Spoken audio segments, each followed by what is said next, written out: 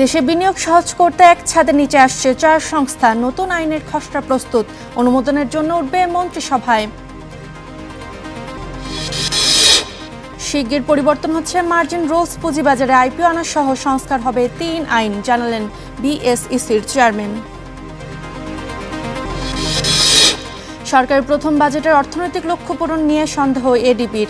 GDP প্রবৃদ্ধির পূর্বাভাস দেয়া হলো 4.5%। পর্ষদ গঠন সহ 7 দফা দাবিতে আন্দোলন অব্যাহত। 14 জুলাই প্রতি জেলায় অবস্থান কর্মসূচি করবে ইসলামী ব্যাংক গ্রাহক ফোরাম।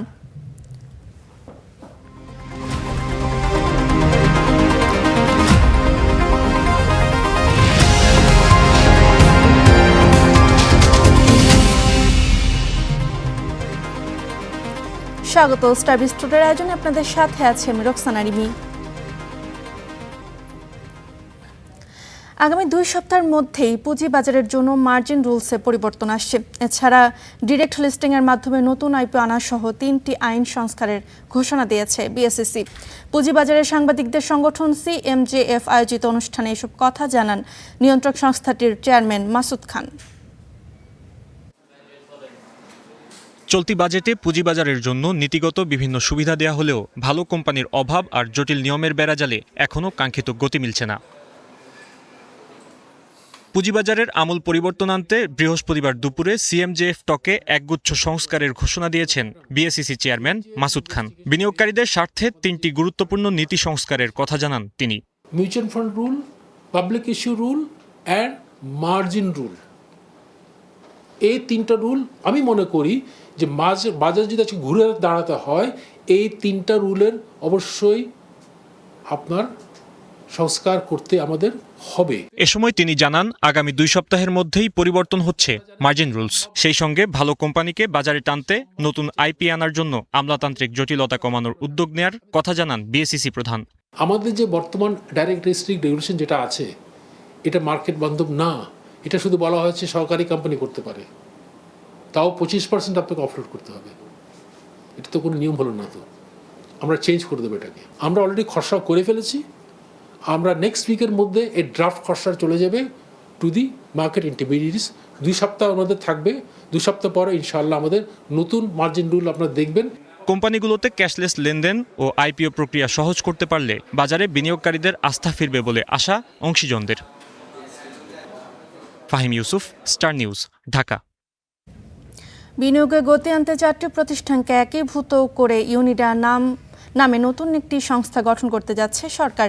এ লক্ষ্যে মন্ত্রিসভার বৈঠকে ইনভেস্ট বাংলাদেশ আইন 2026-এর খসড়া অনুমোদন হতে পারে।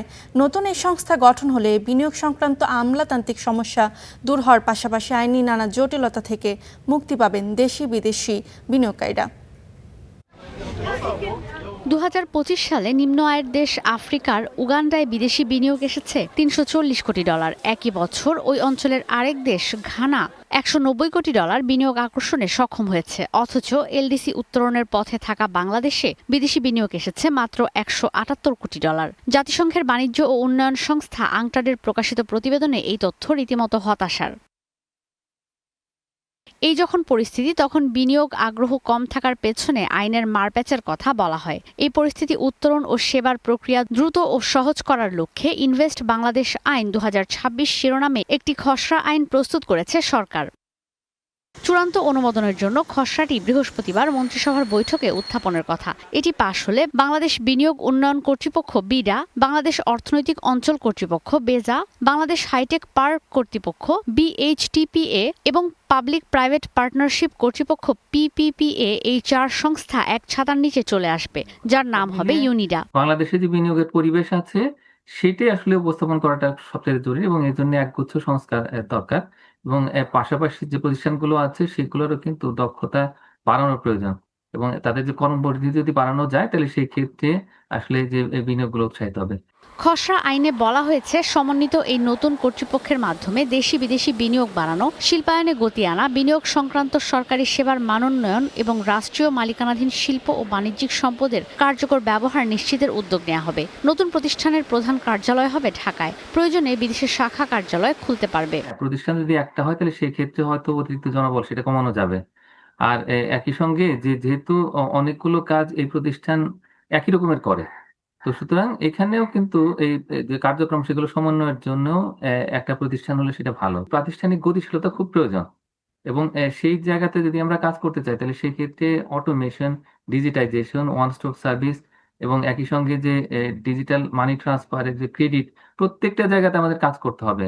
প্রকল্প অনুমোদনের পর জমি বরাদ্দ, বিদ্যুৎ ও গ্যাস সংযোগ, শুল্ক ছাড় এবং পরিবেশগত ছাড়পত্রের সেবা যেন নির্দিষ্ট সময়সীমার মধ্যে পাওয়া যায় সেই বিশেষ ক্ষমতাও ইউনিডাকে দেওয়া হবে। খসড়া আইনে এই প্রতিষ্ঠানটি পরিচালনার জন্য একটি শক্তিশালী পরিচালনা পর্ষদ গঠনেরও প্রস্তাব করা হয়েছে। ঈশিতা ব্রহ্ম, স্টার নিউজ, ঢাকা। সপ্তাহের শেষ কার্যদিবসের সূচকের ইতিবাচক প্রবণতা দিয়ে শেষ হয়েছে পুঁজিবাজারের লেনদেন। ঢাকা স্টক এক্সচেঞ্জ ডিএসইতে সূচক বেড়ে প্রায় 34 পয়েন্ট। প্রধান সূচক ডিএসইএক্স অবস্থান করছে প্রায় 5804-এ। অন্যদিকে ডিএসই সরিয়া সূচক ও ডিএসই 30 সূচকও ইতিবাচক ধারায় রয়েছে। আজ মোট লেনদেন হয়েছে 1428 কোটি টাকার শেয়ার। বেশিরভাগ কোম্পানির দাম বেড়েছে। এর আগে বুধবার সূচকের 11 পয়েন্ট পতনের মধ্য দিয়ে শেষ হয়েছে ডিএসইর লেনদেন। মোট লেনদেনের পরিমাণ ছিল 1156 কোটি টাকার শেয়ার। এদিকে অস্বাভাবিক মূল্য বৃদ্ধির কারণে আজ পুঁজিবাজারে ওসমানিয়া গ্লাস ও মেঘনা পেট ইন্ডাস্ট্রিজের লেনদেন স্থগিত করেছে ডিএসই।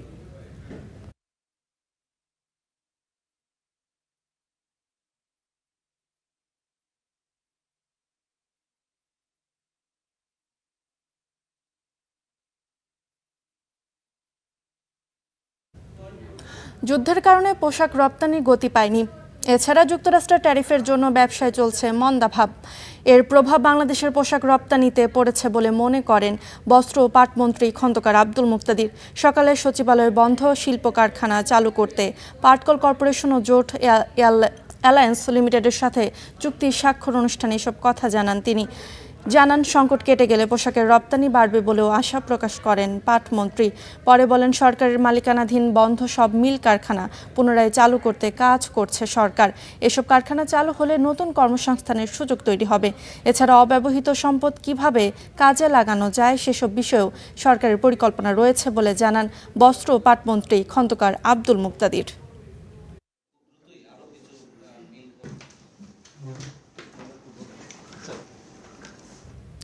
ভারী বৃষ্টি ও সাগর উত্তাল থাকায় চট্টগ্রাম বন্দরের বহির্নোঙরে আজও বন্ধ রয়েছে মাদার ভেসেল থেকে পণ্য খালাস কার্যক্রম। এতে অলস বসে থাকায় 55টির বেশি জাহাজকে গুনতে হচ্ছে কয়েক লাখ ডলার জরিমানা। পণ্য নষ্ট হওয়ার শঙ্কা তৈরি হয়েছে, আরও জানাচ্ছেন সৈয়দ তাম্মিম মাহমুদ।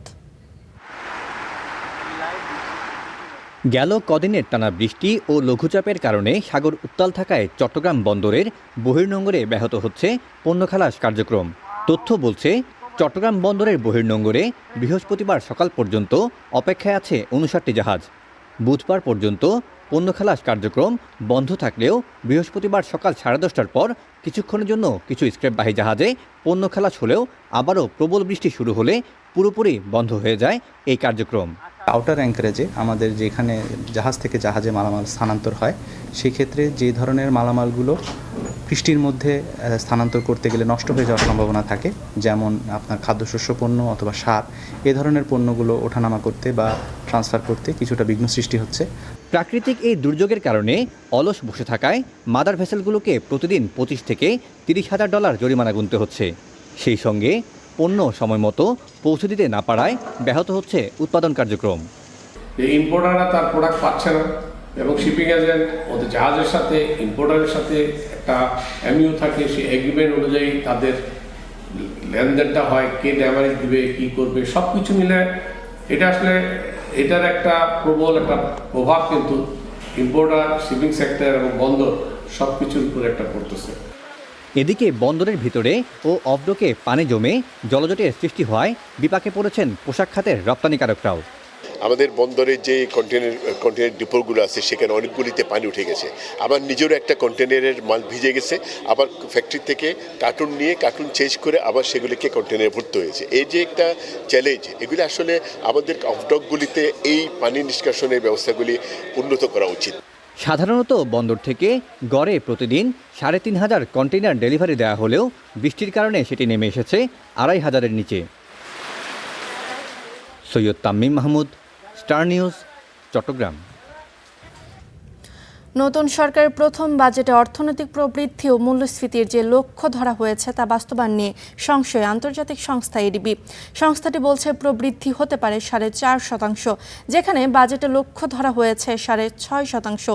অন্যদিকে মূল্যস্ফীতি 9% ঘরে থাকার কথা বলেও তা 7.5% আটকে রাখার পরিকল্পনা আছে সরকারের। বাংলাদেশের অর্থনীতি নিয়ে নতুন এই পূর্বাভাস দিয়েছে এডিবি। উচ্চ মূল্যস্ফীতি, রপ্তানি আয় কমা, বেসরকারি খাতে বিনিয়োগে খরা, মধ্যপ্রাচ্য সংঘাতের ফলে জ্বালানির দাম বৃদ্ধি, যুক্তরাষ্ট্রের বাজারে উচ্চ শুল্ক, সবকিছু মিলিয়ে বাংলাদেশের অর্থনীতি চাপের মুখে রয়েছে। এরপরও নতুন অর্থ বছরের জন্য আশাবাদ দেখাচ্ছে এশীয় উন্নয়ন bank ADB. Asian development Outlook প্রতিবেদনে বলা হচ্ছে, চাপে থাকলেও 2025-26 অর্থবছরের তুলনায় চলতি অর্থবছরে প্রবৃদ্ধি বেড়ে হবে 4.5%। মূলত ঊর্ধ্বমুখী রেমিটেন্স আয় ও সেবা খাতের সম্প্রসারণের উপর ভর করে প্রবৃদ্ধি বাড়বে বলে আশা করছেন ম্যানিলা ভিত্তিক এই ঋণদাতা সংস্থাটি। এদিকে জুন মাসে বিদায় নেয়া 2025-26 অর্থবছরের জন্য পরিসংখ্যান ব্যুরো জিডিপির প্রবৃদ্ধি সাময়িক হিসাব দেখিয়েছে 4.14%। যদিও এর সঙ্গে একমত হতে পারছে না এডিবি। সংস্থাটির হিসেব বলছে, গেল অর্থবছরে বাংলাদেশের প্রবৃদ্ধি দাঁড়াবে 3.7%। চলতি অর্থবছরের জন্য সরকার মূল্যস্ফীতির লক্ষ্যমাত্রা নির্ধারণ করেছে 7.5%। তবে এডিবির পূর্বাভাস বলছে এর চেয়ে অনেক বেশি থাকবে মূল্যস্ফীতি, যা থাকতে পারে 9%-এর ঘরে। জ্বালানি তেল, গ্যাস ও বিদ্যুতের দামের প্রভাব সব খাতে পড়ায় মূল্যস্ফীতি ঊর্ধ্বমুখী থাকবে বলে জানাচ্ছে এডিবি। এদিকে বাংলাদেশ ব্যাংকও মুদ্রানীতিতে পূর্বাভাস দিয়েছে, চলতি অর্থবছরে মূল্যস্ফীতি থাকবে 8 থেকে 10%-এর ঘরে। শুধু বাংলাদেশ নয়, অর্থনৈতিক চাপে গোটা বিশ্বই। মধ্যপ্রাচ্যের সংঘাতের ফলে 2026 সালের জন্য বৈশ্বিক প্রবৃদ্ধির পূর্বাভাসও কমিয়েছে আন্তর্জাতিক মুদ্রা তহবিল IMF। আগে 3.1% বললেও বছরের মাঝামাঝি এসে বলছে এই হার কমে 3% হবে। এছাড়া বৈশ্বিক মূল্যস্ফীতি 2025 সালের 4.1% থেকে বেড়ে 2026 সালে 4.7% পৌঁছাবে বলে পূর্বাভাস দেওয়া হয়েছে IMF-এর প্রতিবেদনে। তবে IMF আরও বলছে 2027 সালে তা কমে 3.9%-এ নামতে পারে। সংস্থাটি বলছে, প্রবৃদ্ধির ধীরগতির মূল কারণ মধ্যপ্রাচ্যের যুদ্ধের প্রভাব। তবে কৃত্রিম বুদ্ধিমত্তা বা AI প্রযুক্তির দ্রুত বিস্তার প্রযুক্তি নির্ভর অর্থনীতিগুলোকে কিছুটা বাড়তি গতি দিচ্ছে, যা যুদ্ধের নেতিবাচক প্রভাবের কিছুটা পুষিয়ে দিচ্ছে। Roksana Rimi, star news. রাজস্ব আদায়ের লক্ষ্য পূরণে সরকার আশাবাদী বলে মন্তব্য করেছেন অর্থমন্ত্রী আমির খসরু মাহমুদ চৌধুরী। বলেন, জাতীয় রাজস্ব বোর্ডকে দেয়া লক্ষ্য পূরণে প্রস্তুত রয়েছে। বৃহস্পতিবার আগারগাঁও রাজস্ব ভবনে টেক্সটাইল মিলস অ্যাসোসিয়েশন BTM ও সৌদি আরব বাংলাদেশ চেম্বারের নেতাদের সঙ্গে বৈঠক করেন অর্থমন্ত্রী। পরে জানান, ব্যবসায়ীদের নানা দাবি দেওয়া রয়েছে, তা বৈঠকেই সমাধান হয়েছে। এছাড়া শিল্প খাতকে শক্তিশালী করতে ব্যবসায়ীদের সঙ্গে নিয়মিত আলোচনা অব্যাহত থাকবে। সমস্যা বের করে তা সমাধানের উদ্যোগ নেওয়া হবে বলেও জানান তিনি। সৌদি আরবের সঙ্গে দক্ষতা উন্নয়ন, ব্যবসা সম্প্রসারণ ও বিকল্প অর্থায়নের সুযোগ নিয়েও বৈঠকে আলোচনা হয়েছে বলে জানান অর্থমন্ত্রী।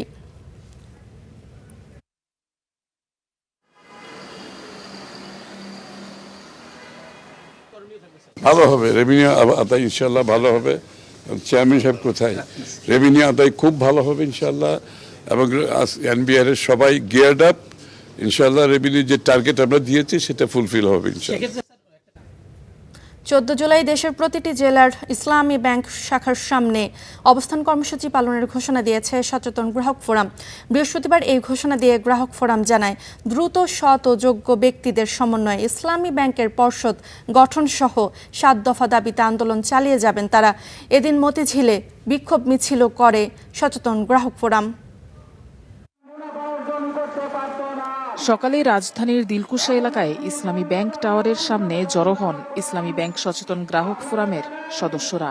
এ সময় তারা অভিযোগ করেন, সুপরিকল্পিতভাবে ষড়যন্ত্র করে ইসলামী ব্যাংকের পরিচালনা পর্ষদ ভেঙে দেয়া হয়েছে। আর বাংলাদেশ ব্যাংক দ্রুত পরিচালনা পর্ষদ গঠনের কথা বললেও হচ্ছে কালক্ষেপণ। অবিলম্বে পূর্ণাঙ্গ পরিচালনা পরিষদ গঠন করতে হবে। আমরা দেখেছি সম্প্রতি বাংলাদেশ ব্যাংকের মুখপাত্র তিনি বলেছেন ইসলামী ব্যাংকে একটি সৎ এবং যোগ্য পরিচালনা পরিষদ অবিলম্বে ঘোষণা করা হবে, কিন্তু বারবার ঘোষণা দেওয়া সত্ত্বেও কালক্ষেপণ করা হচ্ছে। সে কারণে গ্রাহকের মনে প্রশ্ন উদয় হয়েছে, এই যে পরিকল্পিত সময়ক্ষেপণ এটি কোনো ষড়যন্ত্রের অংশ কিনা। দাবি আদায়ে আগামী 14 জুলাই দেশের প্রতিটি জেলার ইসলামী ব্যাংকের শাখার সামনে অবস্থান কর্মসূচি পালনের ঘোষণা দেয় সচেতন গ্রাহক ফোরাম। এরপরও দাবি আদায় না হলে আগামী 18 জুলাই সব গ্রাহক নিয়ে ঢাকায় মহাসমাবেশ করার কথা জানায় গ্রাহক ফোরামের নেতারা। আমাদের সামনে যে কর্মসূচি রয়েছে তার মধ্যে আগামী 14 তারিখে সারা বাংলাদেশে প্রত্যেকটি জেলা হেডকোয়ার্টারে ইসলামী ব্যাংকের যে প্রধান শাখা রয়েছে সেই প্রধান শাখার সামনে অবস্থান কর্মসূচি পালন করা হবে। পরে সচেতন গ্রাহক ফোরামের ব্যানারে মতিঝিল এলাকায় বিক্ষোভ মিছিল করে আন্দোলনকারীরা। এ সময় তারা জানায়, সৎ ও যোগ্য ব্যক্তি দিয়ে দ্রুত পরিচালনা পর্ষদ গঠন না করা হলে ইসলামী ব্যাংকের গ্রাহকদের আস্থা ফিরিয়ে আনা সম্ভব হবে না। Afroz Alamiya, star news, Dhaka. ঝিনাইদহের মহেশপুরে ড্রাগন ফলের শতাধিক আড়তে চলছে জমজমাট বেচাকেনা। সরাসরি কৃষকরাই নিজেদের উৎপাদিত ফল বিক্রি করছেন, সেখানে মিলছে আশানুরূপ দাম। এই বাজার ঘিরে সৃষ্টি হয়েছে অনেকের কর্মসংস্থানও। লাল টুকটুকে ড্রাগন ফলের সমাহার বাজার জুড়ে। ক্রেতা বিক্রেতার হাক ডাকেই ব্যস্ত ঝিনাইদহের মহেশপুর উপজেলার গৌরীনাথপুর বাজার। প্রতিদিন সকাল থেকে সন্ধ্যা পর্যন্ত চলে এই বেচাকেনা। জমি থেকে তুলে বাইসাইকেল বা ভ্যানে করে কৃষকরাই এই বাজারে বিক্রি করেন নিজেদের উৎপাদিত ড্রাগন ফল। পরে আড়তগুলোতে চলে ফলের পরিমাপ ও প্যাকেজিংয়ের কাজ। প্রতিদিন এই বাজারে গড়ে কোটি টাকার ড্রাগন ফল বেচাকেনা হচ্ছে, যা স্থানীয় অর্থনীতিতে এক অভূতপূর্ব সাড়া জাগিয়েছে। 110 টাকা 20 টাকাও আছে, মাল বুঝে দাম। সর্বনিম্ন 5 থেকে 7,000 10,000 কেজি পর্যন্ত মাল ওঠে। কোটি কোটি টাকার লেনদেন কিন্তু এই বাজারে হচ্ছে। ড্রাগন ফলের এই বাজার গড়ে ওঠায় ন্যায্য দামে ফল বিক্রি করতে পারেন কৃষকরা। এতে কমেছে পরিবহন খরচ ও ফল নষ্ট হওয়ার ঝুঁকি। সুনাম মূল্যে আমরা ফলটা বিক্রি করতে পারি, তার জন্য আমরা এই জায়গায় নিয়ে আসি। এই জায়গায় ফলের দাম ভালো। বাজারে নিয়ে আসছি, নিয়ে আসার পরে মনে করেন যে দাম একরের দাম ফেলছে, ব্যাপারীরা দাম বলছে, 5টা ব্যাপারী দেখে তারপর দাম টাম করে মাল বেচা কিনে হচ্ছে। সেই সাথে বাজার ঘিরে গড়ে উঠেছে হাজারো বেকার তরুণের কর্মসংস্থান। পড়াশোনার পাশাপাশি অনেকেই বাজারে পেয়েছেন ভালো বেতনে কাজের সুযোগ। আমার মতো কয়েক হাজার এখানে বেকার যুবক আছে যারা এইভাবে কর্মসংস্থান তৈরি করে নিচ্ছে নিজের। আমি আসছি নাটোর জেলা থেকে এখানে ফল কিনতে।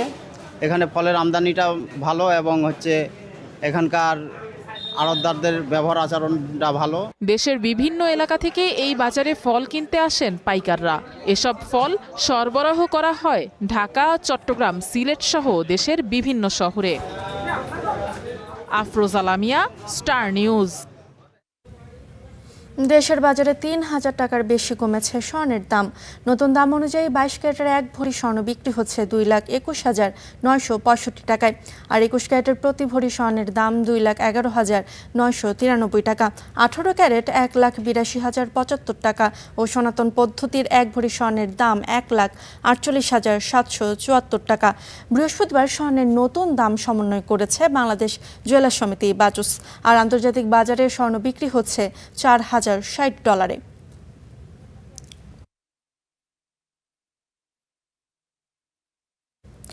হরমুজ প্রণালীতে তেলবাহী ট্যাংকারে ধারাবাহিক হামলার জেরে বিশ্ববাজারে বেড়েছে জ্বালানি তেলের দাম। হরমুজ প্রণালী দিয়ে ব্যাহত হচ্ছে জ্বালানিবাহী জাহাজ চলাচল, ফলে 1 ব্যারেল অপরিশোধিত তেলের দাম বেড়ে বিক্রি হচ্ছে $77। অন্যদিকে মার্কিন মানদণ্ড ওয়েস্ট টেক্সাস ইন্টারমিডিয়েটের জ্বালানি তেলের দামও বেড়ে হয়েছে $73। পাশাপাশি যুক্তরাষ্ট্রের জ্বালানি তেলের মজুত আশঙ্কাজনক হারে কমছে। অন্যদিকে ইরানের জ্বালানি তেল রপ্তানিতে ফের নিষেধাজ্ঞা দিয়েছে যুক্তরাষ্ট্র। সব মিলিয়ে অস্থির জ্বালানির বাজার। ইরানে ইসরায়েল আর যুক্তরাষ্ট্রের যৌথ আগ্রাসন শুরুর আগে এক ব্যারেল জ্বালানি তেলের দাম ছিল ব্যারেল প্রতি $72। সংঘাত শুরুর পর এটি সর্বোচ্চ উঠেছিল $126।